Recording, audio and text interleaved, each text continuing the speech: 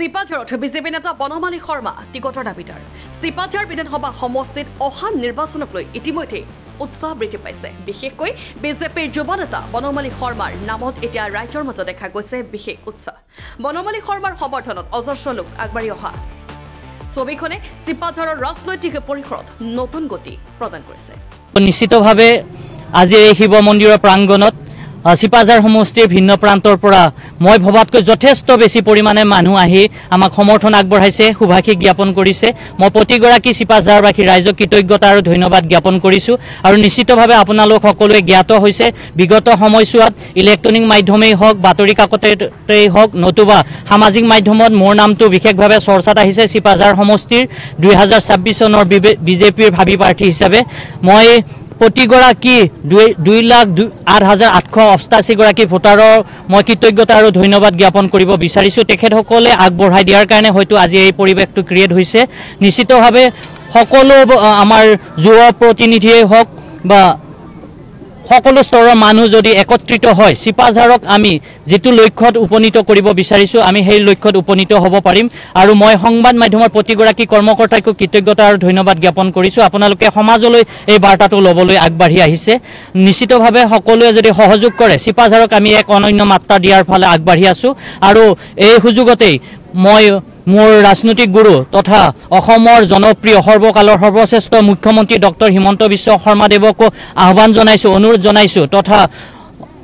অসম ৰাজ্যিক বিজেপিৰ সন্মানীয় সভাপতি মোৰ শ্ৰদ্ধাৰ দাদা দিলীপ শইকীয়া ডাঙৰীয়াকো অনুৰোধ জনাইছোঁ তথা ৰাজ্যিক তথা কেন্দ্ৰীয় নেতৃত্বক অনুৰোধ জনাইছোঁ তেখেতসকলেও এবাৰ সুবিচাৰৰ জৰিয়তে চিপাঝাৰ সমষ্টিক প্ৰতিনিধিত্ব কৰিবলৈ ৰাইজৰ আহ্বানটো যাতে তেওঁলোকে বিবেচনা কৰে আৰু নিশ্চিতভাৱে সকলোৰে সন্মিলিত প্ৰচেষ্টাত আমাৰ যিটো লক্ষ্য অসমক 126টা সমষ্টি চিপাঝাৰক 126টা সমষ্টিৰ ভিতৰত অন্যতম 5টা সমষ্টিলৈ ৰূপান্তৰ কৰা যিটো প্ৰচেষ্টা সেই প্ৰচেষ্টাত আমাক উপনীত হোৱাত সহায় কৰিব আমাৰ যিটো কৰ্ম আমি কৰি গৈছোঁ ৰাইজে হেতু দেখিছে আৰু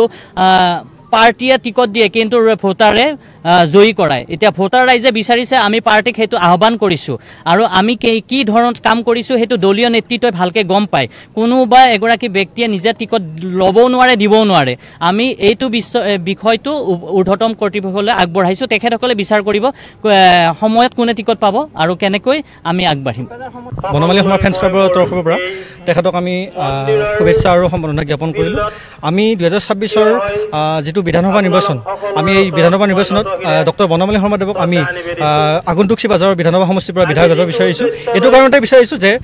যুৱনেতা বনমালী শৰ্মাদেৱে 2016 চনৰ পৰা যি প্ৰচেষ্টা হাতত লৈ আহিছে দল তথা সংঘৰ হৈ তেখেতে যথেষ্টখিনি কৰি আহিছে আৰু আমি যুৱ প্ৰজন্ম তেখেতৰ লগত সদায় আছোঁ আৰু আমি আগন্তুক দিনত বনমালী শৰ্মাদেৱক আমি বিধায়ক হ'ব বিচাৰোঁ কিয়নো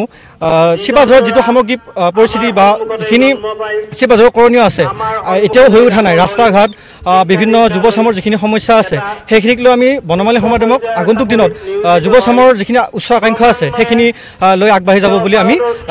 মানে আশাবাদী সেয়েহে আমি 2026ৰ বিধানসভা নিৰ্বাচনত বনমালী শৰ্মাদেৱক আমি বিজেপিৰ পৰা প্ৰাৰ্থিত্ব পোৱাটো বিচাৰিছোঁ